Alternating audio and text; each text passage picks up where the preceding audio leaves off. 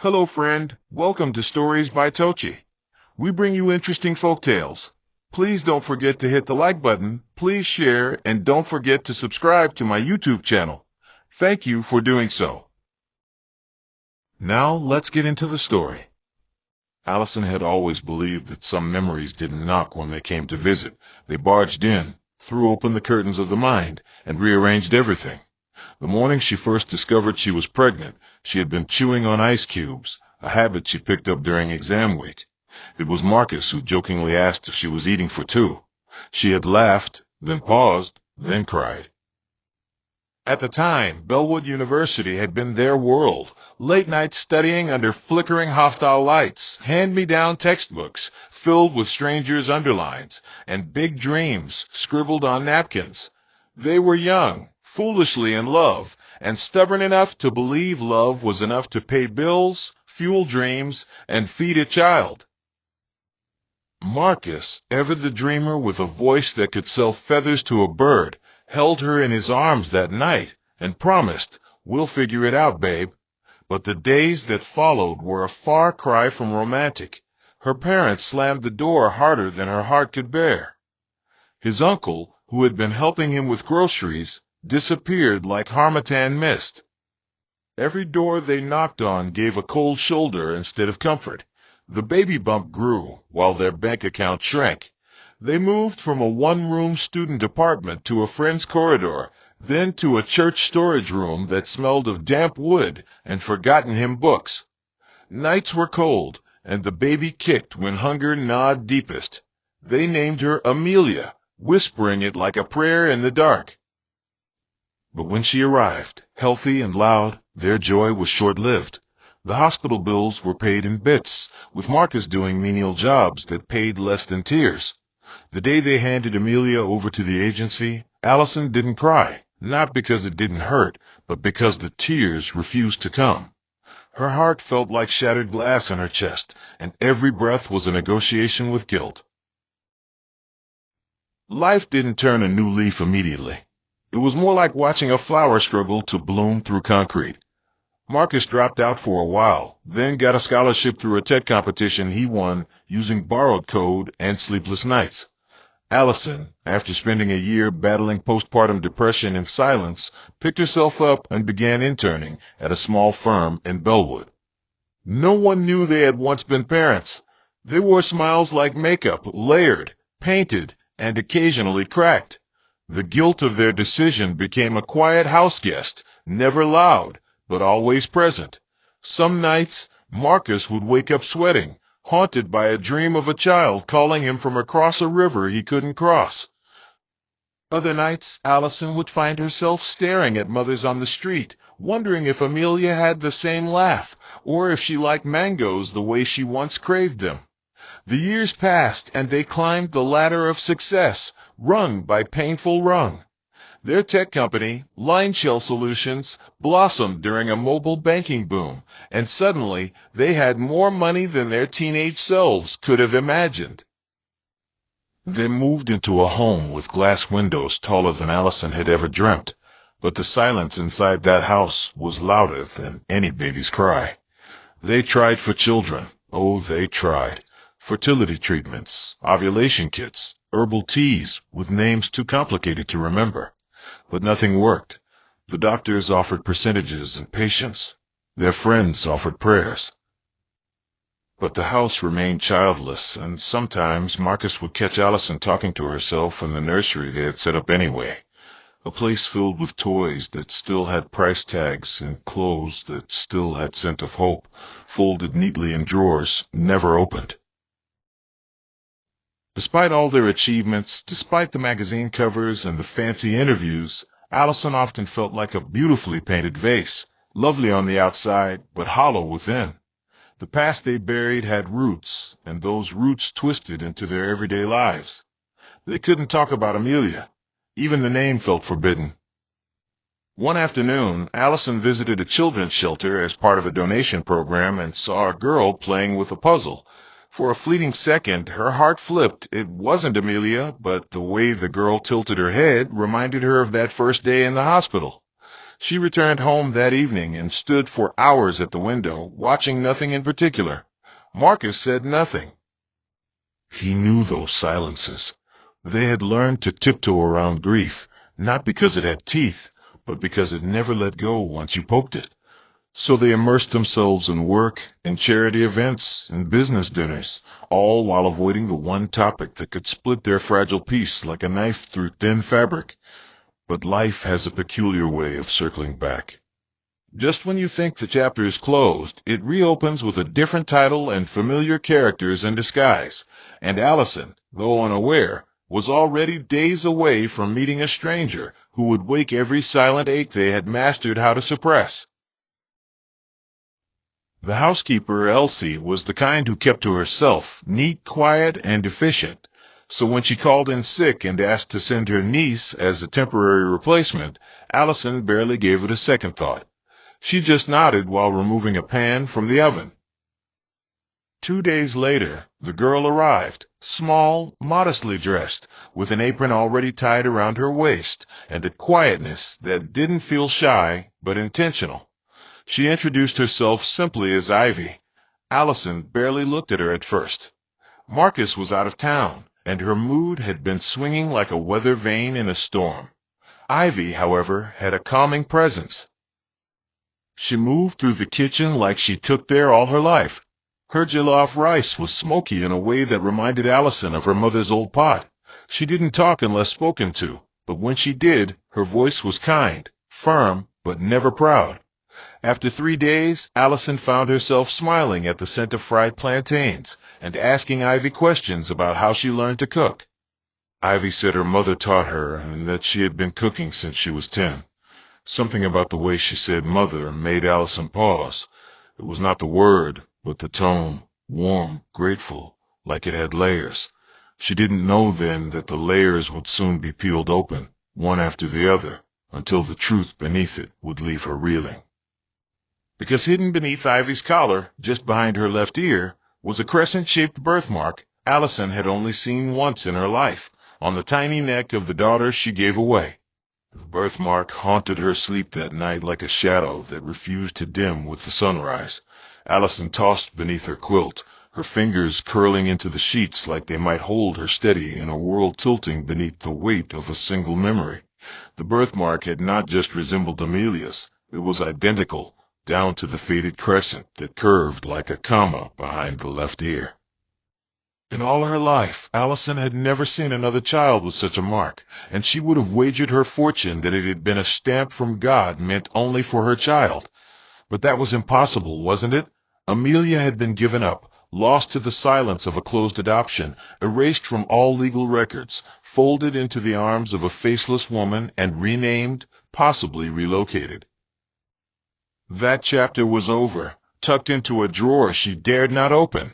Yet here Ivy was, humming softly in the kitchen, the same age Amelia would have been, stirring life into a house long starved of joy. Allison rose from bed before dawn, unable to keep still. Her breath felt like dry leaves rustling through her chest. She found herself tiptoeing to the hallway, peering down at the kitchen where Ivy, oblivious to the storm she had stirred, was wiping down the counters with the same grace she used to garnish plates. The girl wore her hair in a short twist, and that day the collar of her uniform dipped slightly lower. The mark peaked again, taunting. Allison turned away quickly, clutching the stair rail, her heart galloping like a horse spooked by gunfire. What were the odds? Was this the universe playing tricks, or something deeper? Something that couldn't be explained away by coincidence? She tried to brush it off, but brushing off that suspicion was like trying to wipe fog off a mirror with bare hands. It only smeared the view further. The next morning, she told herself she wouldn't go looking, wouldn't stare. Yet as Ivy handed her a plate of toast with avocado slices shaped like hearts, Allison's eyes betrayed her. She searched that side of Ivy's neck again, pretending to brush a crumb off her own collar just to get a closer look. The mark was there, silent as a scar, but louder than truth. Ivy noticed the stare this time.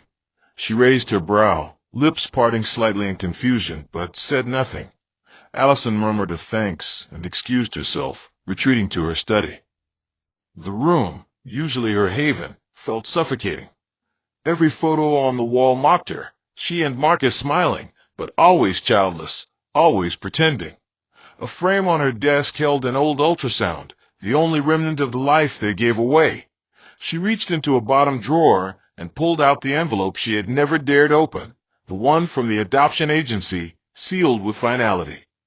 Her fingers trembled as she ripped it open. Most of the information was blacked out, names, addresses, but one line stood out. The adopting mother had listed her profession as teacher. Allison blinked.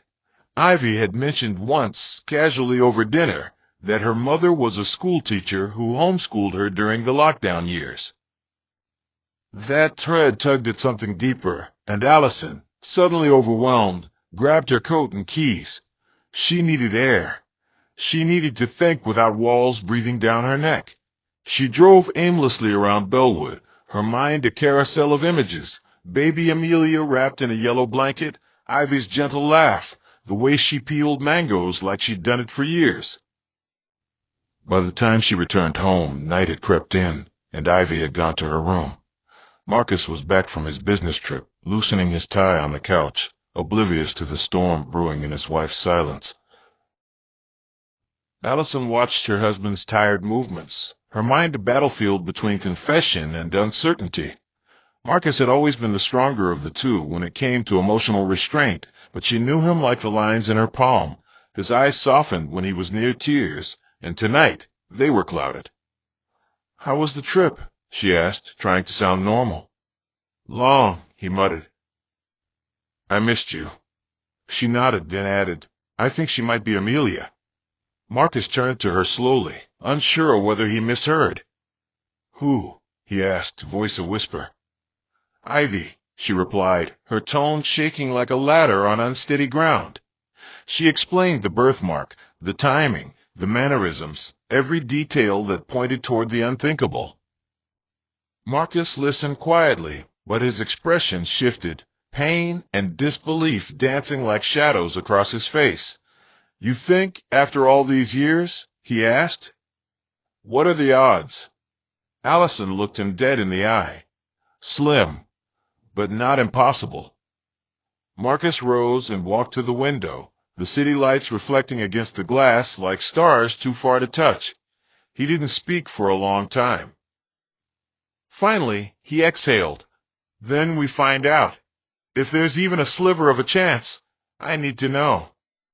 That night, they lay in bed without touching, two bodies sharing warmth, but separated by a decade of what-ifs. Sleep never came. Only the silence of unanswered prayers lingered. The following days unfolded like pages from a mystery novel neither of them had written but were somehow trapped inside. Marcus called in a favor from a friend at the health records office while Allison contacted an old lawyer friend who once handled closed adoptions. Their conversations were coded, layered with hesitation.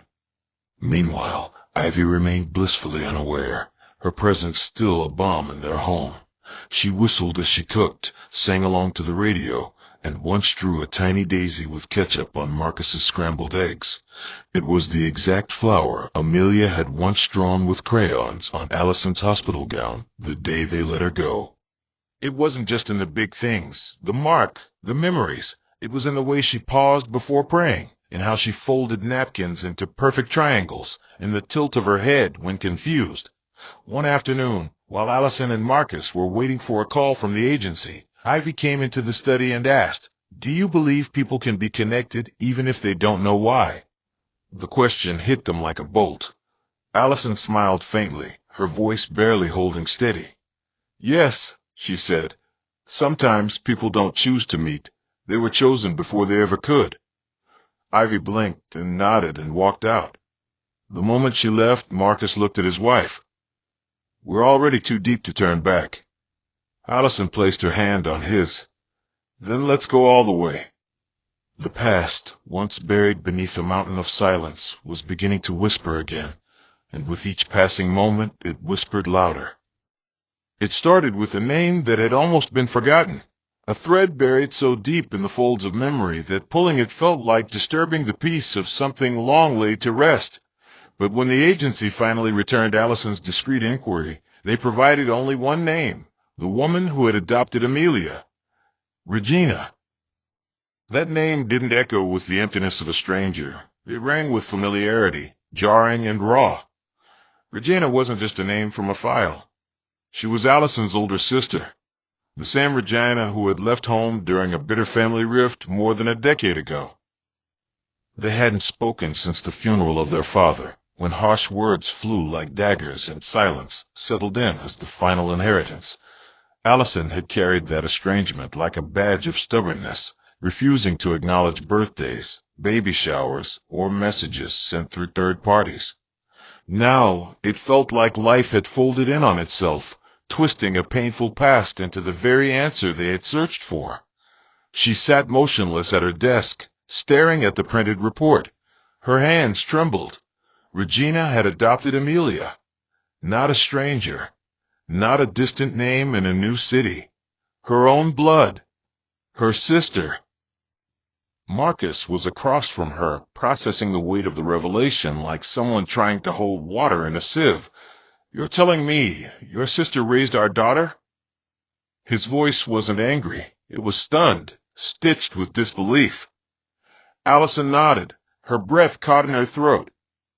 She hadn't seen this twist coming, not even in her worst-case imaginings. The coincidence was too deliberate, too intimate. It wasn't fate. It was a reckoning, a tangled vine of choices now circling back, thorns and all. Marcus, who had always been the more composed of the two, paced the room like a lion in a cage. "She knew, Allison. She must have known it was our daughter." But Allison wasn't so sure.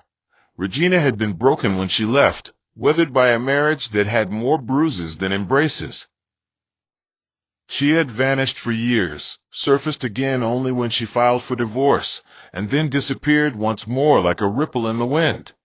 Allison remembered hearing once, through a cousin, that Regina had adopted a child, but no one connected the dots back then. They had been too consumed by their own survival to chase after rumors. What twisted the knife deeper now was that Ivy, or rather Amelia, had grown up within arm's reach of the family, yet they'd all walked around each other as strangers on parallel tracks. Marcus stopped pacing. "We need to talk to her," he said. "We can't sit on this and pretend it's just a coincidence." But Allison hesitated. Reaching out to Regina meant digging through emotional ruins, confronting wounds not just of parenthood, but of sisterhood too. The kind of pain that isn't healed by time, only buried under layers of pride. Still, one truth remained unshaken: Amelia was here, under their roof, smiling in their kitchen, laughing in their halls. She didn't know, and neither did the woman who had raised her. And the longer the silence stretched, the more it threatened to shatter them from the inside. Marcus reached for Allison's hand. "Whatever happens, we walk through it together." She nodded, though her heart beat a hesitant rhythm, unsure of what lay ahead. They invited Regina for dinner under the pretense of reconnecting. It was the first message Allison had sent in over 10 years. Her fingers shook as she typed it, her thumb hovering over the send button like it was a trigger. When Regina replied simply with "I'd love to," Allison felt the air shift. It was too easy, too calm, almost as if Regina had been waiting all along. On the night of the dinner, Allison wore a plain dress, one that didn't speak too loudly, but also didn't apologize. Marcus lit the candles on the dining table while Ivy fluttered about, arranging dishes and humming a melody unfamiliar to them. "She'll be here soon," Allison said, her voice barely above a whisper. Ivy, cheerful as always, beamed and said, "Should I add more pepper to the sauce?" "My mom always says guests remember spice." Allison blinked. The mention of Mom made her chest tighten. "No, it's fine, sweetie," she replied, forcing a smile. At exactly 7 o'clock, the doorbell rang. Allison opened it to find Regina, elegant as ever, her age showing only in the corners of her eyes. They hugged stiffly, like strangers doing a familiar dance.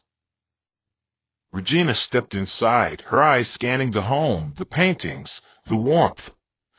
"You've done well," she said. Allison nodded, unsure whether it was a compliment or a jab. Ivy stepped out from the kitchen, her apron dusted with flour. "Dinner's ready," she chirped. The moment Regina turned and saw her, something shifted in her eyes, a softness, an ache, a recognition that neither Allison nor Marcus missed. Dinner was served, and the table was laden with dishes that Ivy had carefully prepared: grilled fish, yam porridge, peppered snails, and a salad that Regina picked at with distracted fingers. The conversation was polite at first, circling around safe subjects like work, the weather, old family houses, but tension hung in the air like smoke in a locked room. Ivy remained oblivious, charming and cheerful, her laughter occasionally breaking the stillness like a bell in an empty hall. Then midway through dinner, as Regina praised the seasoning in the stew, she sighed and said, "She reminds me so much of a baby I once adopted. Same eyes, same way of humming while working." Allison dropped her fork. The clatter echoed. Marcus's eyes narrowed. Regina looked up, startled.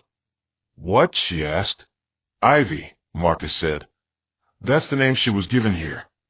But do you remember what was on her birth certificate?" Regina tilted her head, confused. "Amelia," she whispered. "They said I could rename her, but I never had the heart. It felt like her name was chosen before me." Allison's voice cracked. "Because it was."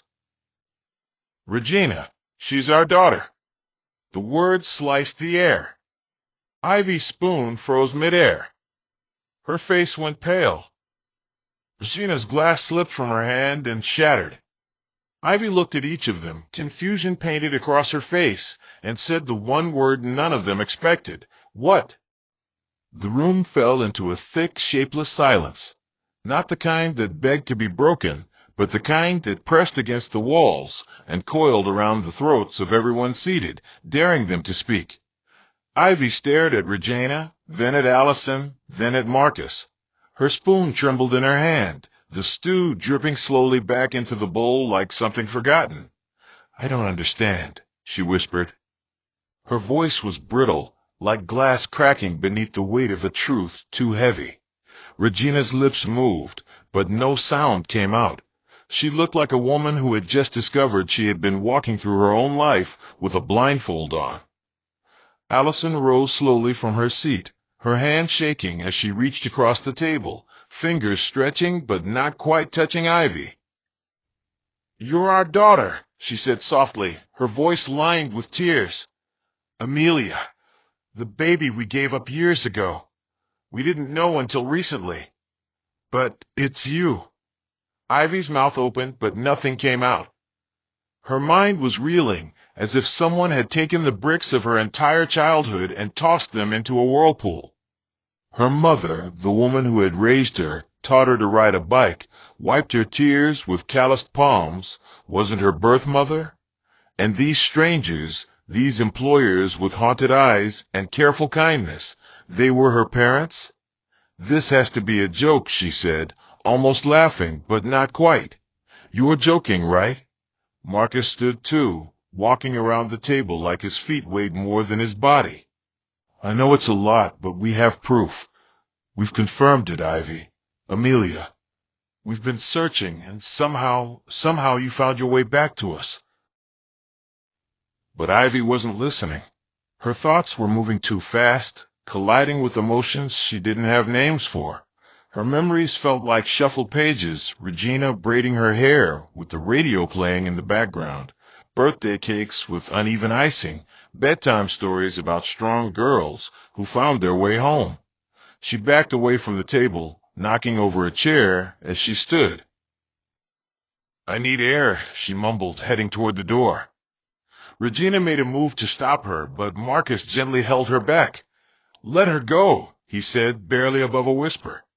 Ivy stepped out into the night, the air sharp against her face. The stars blinked above as if watching in pity. She wandered down the stone path behind the house and sat on the low garden wall, burying her face in her palms. Her chest ached with something deeper than pain. Confusion? Betrayal? Loss? She couldn't tell. Everything she had known had just been pulled out from beneath her feet, like a magician's cloth trick gone terribly wrong. She felt like a puppet whose strings had snapped, limbs limp and heart unraveling. Minutes passed, or maybe hours, before she heard the quiet footsteps behind her. Regina. Not her mother, not her aunt. Just Regina. Ivy didn't look up. "Did you know?" she asked. Her voice wasn't angry. It was tired. Regina sat beside her, her breath shaky. "No," she said. "I had no idea. They told me you were left by parents who couldn't care for you. I didn't know it was Allison. I didn't know you were my niece." "If I had—" Her voice cracked, and she looked away, blinking rapidly. "I would have told you the truth." The silence between them now wasn't cold. It was the silence of two women grappling with a puzzle that had too many missing pieces. Ivy's voice was a whisper. "Why didn't they want me?" Regina inhaled deeply, as if the question itself took something from her. "It wasn't about not wanting you," she said. "It was about not being able to give you the life you deserved. They were young, broke, and broken. Giving you up, that was their way of loving you with empty hands." Ivy didn't respond. Her heart felt like a room where the furniture had been rearranged overnight. Nothing looked familiar anymore. The door creaked open behind them, and Allison stepped out, her face pale under the porch light. She stood at a distance, like someone unsure if they were welcome. "May I?" she asked. Ivy didn't answer, but she didn't say no either. Allison walked slowly to the garden wall, her shoes crunching softly against the gravel. "You look just like I imagined," she said, voice shaking. "But you turned out even better than I dreamed." Ivy turned to her, eyes brimming. "Why now?" she asked. "Why not before?" Allison looked down at her hands, ashamed. "Because I was afraid," she said. "Afraid you'd hate us. Afraid you were better off without us. Afraid that if I found you, you wouldn't want to be found." The words hung there, as bare and trembling as laundry on a windy day. "But I've never stopped loving you. Never stopped wondering." The days that followed moved like someone had pressed the world into slow motion. Ivy didn't leave, but she didn't speak much either. She floated through the house like a ghost, her smile now a shadow of what it had been. Regina stayed in a guest room, unsure whether to go or to stay. Allison and Marcus walked on eggshells, careful not to push too hard or too fast. It was as if the house itself held its breath, waiting for something to give. Ivy would sit in the kitchen where she used to hum, now silent, staring at the flour jar or folding napkins repeatedly. One morning Marcus entered quietly and slid a letter in front of her. "I wrote something," he said. "Not to explain everything, just to share." Ivy nodded, not looking up. When he left, she opened it. Inside were pages of raw truth, how he cried after giving her up, how he'd bought her a bracelet he never gave away, how he whispered her name on nights when the guilt kept him from sleep. Ivy's hands trembled as she read. She didn't cry, not yet. But she read it again.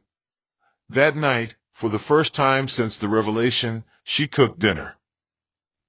She made yam porridge, the exact recipe Regina had taught her, and set the table like nothing had changed. But everything had. As they sat together, the silence was still there, but now it felt like a wound beginning to close. Slow, tender, real. It wasn't forgiveness.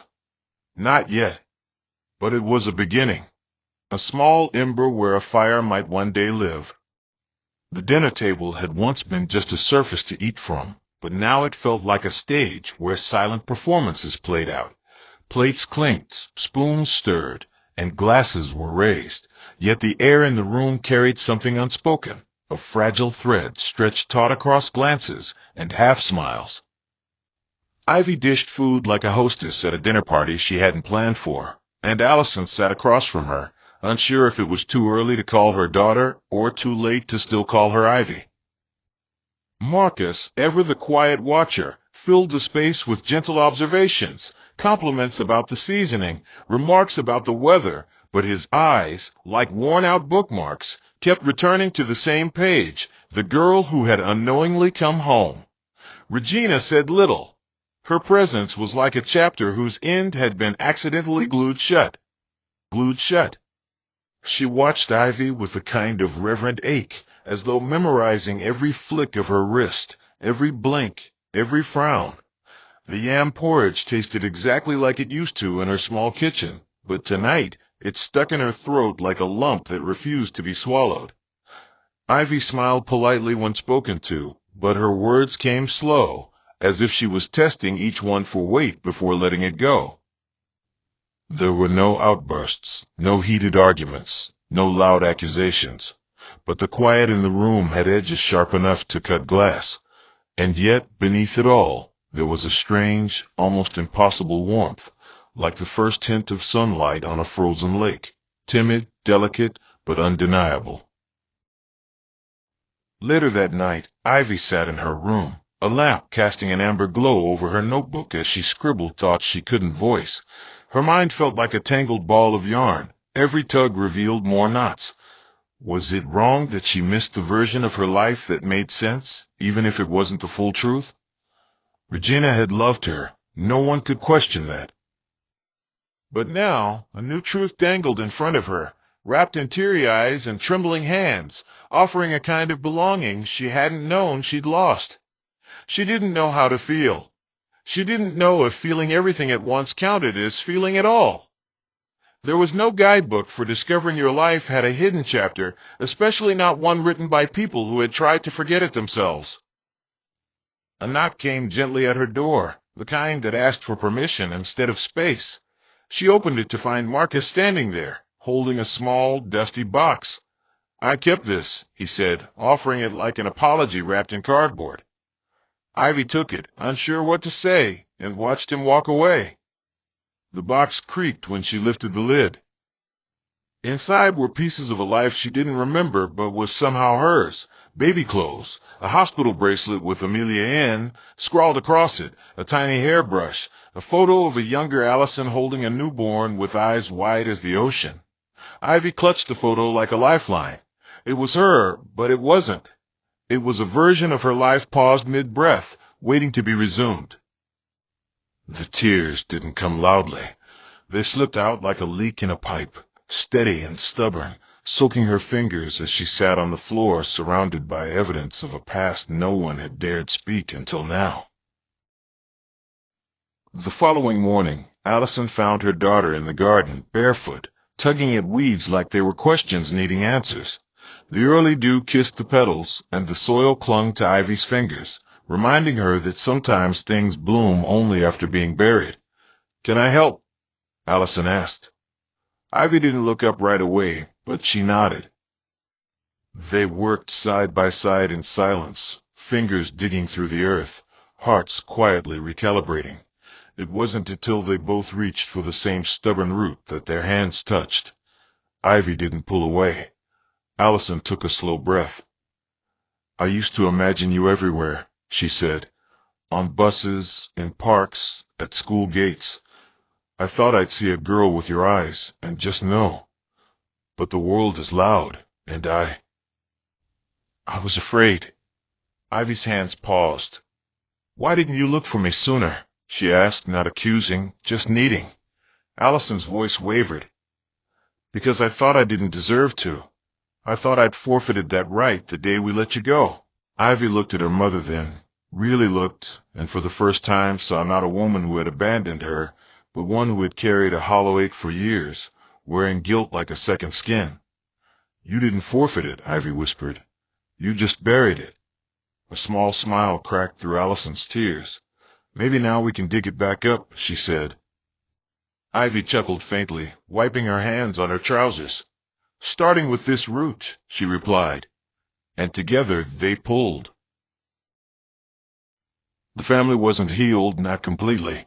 Healing, after all, is less like sewing a seam and more like learning to breathe again with a chest that once forgot how. Regina prepared to return to her apartment across town, sensing that her presence, while not unwelcome, stirred more than it settled.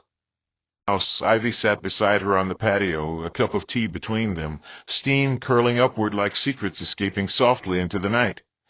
"I don't know how to call you now," Ivy said. "You're not just Aunt Regina." Regina smiled sadly. "Call me what you feel," she replied. "Whatever it is, I'll answer." They sipped their tea in silence, the air thick with unspoken gratitude and gentle grief. As the stars blinked above, Ivy leaned her head against Regina's shoulder. "Thank you," she murmured, "for choosing me when you didn't have to." Regina kissed her hair. "You saved me," she said. "You gave me a reason to stay standing." In the days that followed, Allison and Marcus began to tell Ivy more about who they were, who they had been, and the version of her they had carried all these years. Ivy listened with quiet patience, absorbing the past like sunlight on tired skin. And though there were no clear paths ahead, they began walking anyway, three voices, one shared heartbeat, learning to call themselves family. Not because of a name or blood or legality, but because even broken circles can close, even scattered pieces can form something whole, and even stories left unread can still find their way home. The living room glowed softly beneath the evening lights, the scent of freshly baked banana bread lingering in the air, mingling with the faint aroma of burning sandalwood incense from the hallway. The sound of Ivy's laughter drifted gently from the kitchen, where Marcus was telling a clumsy joke about his first attempt at baking without yeast. Allison leaned against the doorway, arms folded, watching them. There was a stillness in her heart she hadn't felt in years, a kind of peace that didn't need to announce itself, just whispered its presence through the walls. She'd never imagined that healing could arrive not in grand gestures, but in the small, mundane rituals of a shared life. Ivy Amelia moved through the house like she belonged now, not as a guest, not as a mystery, but as someone whose footsteps the floors had long been waiting to echo again. The house, once elegant but hollow, now breathed with warmth. Music played from the wireless speaker near the window, something soft, jazzy, unintrusive. Ivy turned from the counter, holding up a tray of tea and slices of bread. "I added ginger," she said, grinning. "Because someone," she glanced at Marcus, "says ginger makes everything feel like home." Marcus raised a playful hand in surrender. "Guilty as charged." Laughter filled the space again, not loud, but whole. It was not the laughter of a perfect family. It was richer, earned, layered with history and heartache, and blooming in soil that had once been too dry to hold anything living. Regina had returned to her apartment weeks ago, but she came by every weekend. The arrangement was unspoken, yet understood. She was still part of Ivy's world, and Ivy had made it clear, without needing to say it, that there was room for everyone. Sometimes the three women sat on the balcony, sipping fruit smoothies and sharing old stories, each one told from a different memory. Regina would recall how Ivy once cut her own bangs with sewing scissors, leaving them crooked for a month, while Allison remembered how her baby daughter used to curl her toes whenever water touched her feet. Ivy listened to both versions of her past, amazed that her life had left such footprints in two very different sands. Slowly, she began stitching those fragments together, not to choose one life over the other, but to hold both like pages from a novel with more than one author. One day, while reorganizing the bookshelf, she found a dusty hardcover tucked at the back, her mother's old journal.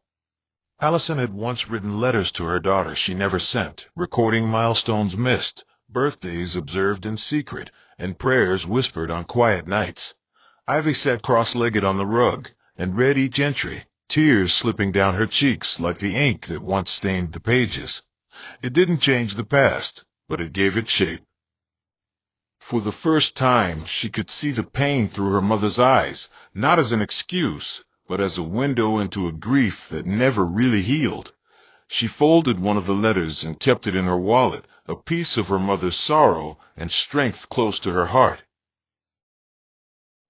The neighbors began to notice the change. The couple at number 4, who'd once referred to Marcus and Allison as the quiet rich ones, now waved more often, occasionally dropping off homemade snacks or asking about the girl who brought color back into the house.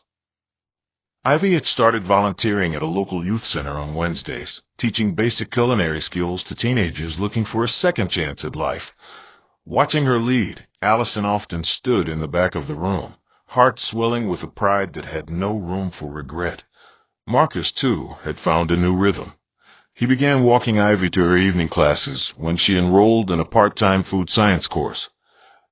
They spoke about everything and nothing: technology, bad teachers, favorite spices, and the bond between them grew in those small twilight hours. One evening, Ivy gave him a handmade apron with the words "Pop's Kitchen Wingman" stitched across the front. Marcus laughed until his eyes watered. "You're stuck with me now," he said. "Lucky me," she replied, nudging him playfully.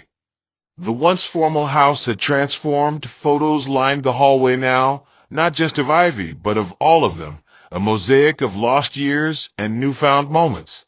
They didn't pretend the years apart hadn't existed, but they chose not to live there anymore.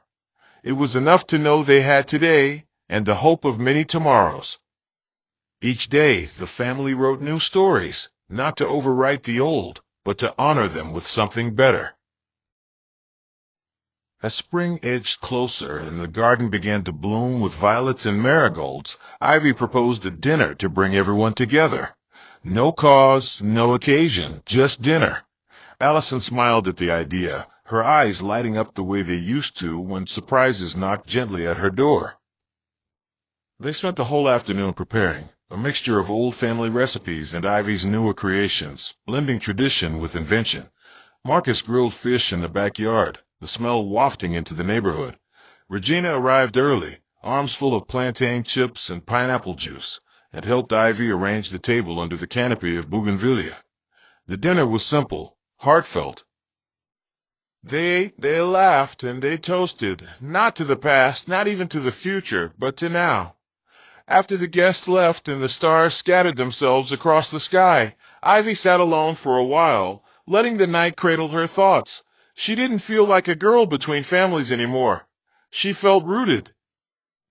Not because someone had claimed her, but because love, true, tangled, stubborn love, had found her anyway. When Allison joined her with 2 mugs of hot chocolate, they didn't say much. They didn't need to. A breeze rustled the branches above them, and Ivy leaned against her mother's shoulder, peaceful. Some stories don't begin with "once upon a time." Some stories begin with silence, then return through a crack, then settle softly into the place they were always meant to be. And this one, stitched in loss, lit with grace, warmed by second chances, was finally home. Sometimes the path to healing is not straight. It bends, pauses, and even breaks. But what truly matters is that we don't give up on love, no matter how lost it feels. When relationships are rooted in truth and watered with patience, even what was once buried can bloom again. If your story has cracks, let light shine through them. The pieces of your past do not disqualify you from joy. They prepare you to treasure it deeply when it comes. May your heart never be too hardened to receive restoration. May the doors that were once shut in sorrow reopen in peace. May you be reunited with what your soul secretly mourns, and may every silent prayer whispered in brokenness return to you in beauty and laughter. May your family find you, even if scattered. May your joy be full, your healing complete, and your story, no matter how torn, be stitched back with grace. And when love finally comes knocking again, may you have the strength to open the door wide. Amen. Hope you enjoyed this interesting story. Please don't forget to like, share, and subscribe to my channel. See you again in my next story.